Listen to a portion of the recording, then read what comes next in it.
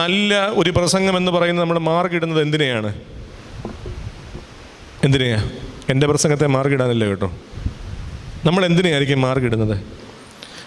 കണ്ണിൽ നിന്ന് കണ്ണുനീര് വരുന്ന, നമ്മുടെ വികാരങ്ങളെ ഉണർത്തുന്ന, വൈകാരിക തലങ്ങളെ ഉണർത്തുന്ന കുറച്ച് പ്രസംഗങ്ങളൊക്കെ ഇട്ടാൽ നമ്മൾ പറയും ഇന്നത്തെ നല്ല പ്രസംഗമായിരുന്നു. നിത്യജീവനെ പറ്റി പറഞ്ഞാലോ,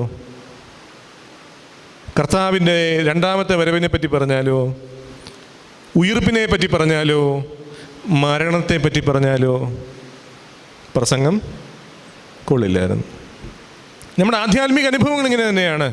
ജീവിതത്തിൻ്റെ ആവശ്യങ്ങളെ നിറവേറ്റുന്ന പ്രാർത്ഥനകളെയും ജീവിതത്തിൻ്റെ ആഗ്രഹങ്ങളെ നിറവേറ്റുന്ന ആരാധനകളെയുമാണ് ഇന്ന് നമുക്ക് ഏറ്റവും കൂടുതൽ ഇഷ്ടം. അതുകൊണ്ടാണ് നമ്മുടെ ആരാധനയുടെ ആ സൗകുമാര്യത്തെ നമുക്ക് അത്ര വലിയ താല്പര്യമൊന്നുമില്ല. 25 മിനിറ്റ് നിന്ന് തനിപ്രാർത്ഥന പ്രാർത്ഥിച്ചാൽ നമുക്ക് ഒരുപാട് ഇഷ്ടമാണ്. കാരണം ഇടയ്ക്ക് എൻ്റെ പേരൊന്ന് പറയും, എൻ്റെ